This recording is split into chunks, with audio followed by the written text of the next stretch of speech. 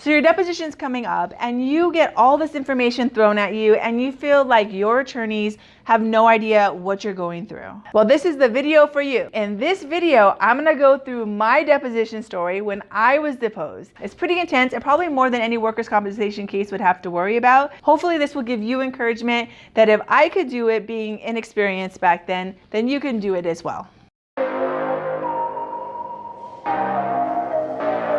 Hi, I'm Naomi from Gonzalez Law, Legal Insights from California Attorneys. Welcome to part 6 of our deposition series, Acing Your Work Comp Deposition. This video furthers our mission to empower clients everywhere through education on the legal process. Please support us in our mission by liking this video so more people can ace their deposition. So my deposition story, if you can picture this.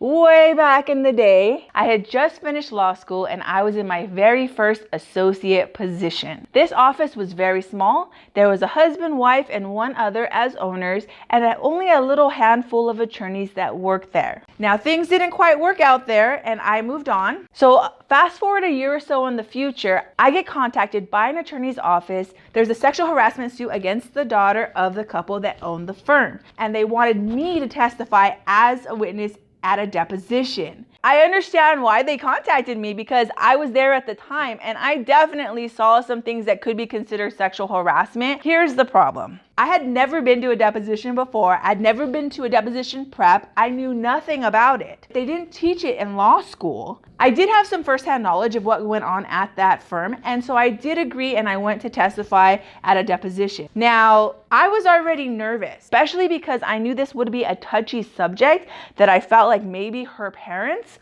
would try to put a complaint with the state bar against me. Why? Because I had just become an attorney and I was afraid that if I misremembered anything, that her parents would report me to the state bar and that I would be disbarred, that I would no longer be an attorney.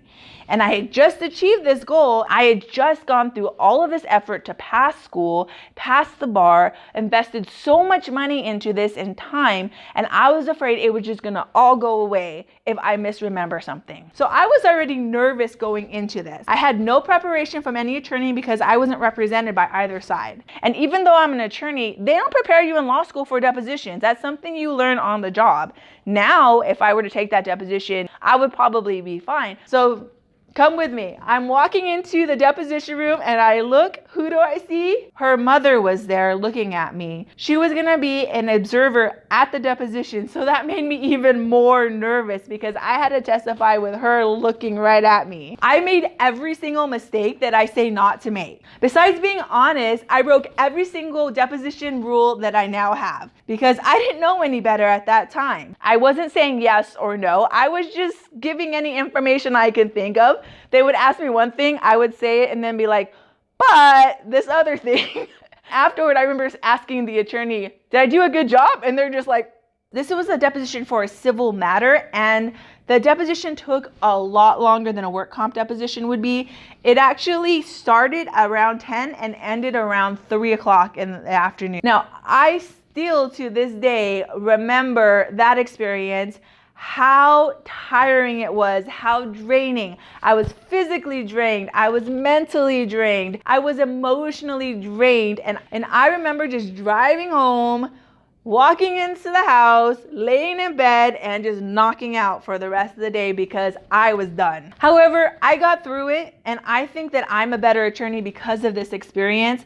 I feel like all attorneys should go through this at least once because it is a very different experience being on that side of the table, being the one answering questions. So it is a hard position to be in. You just have to do your best, and I can understand what you're going through.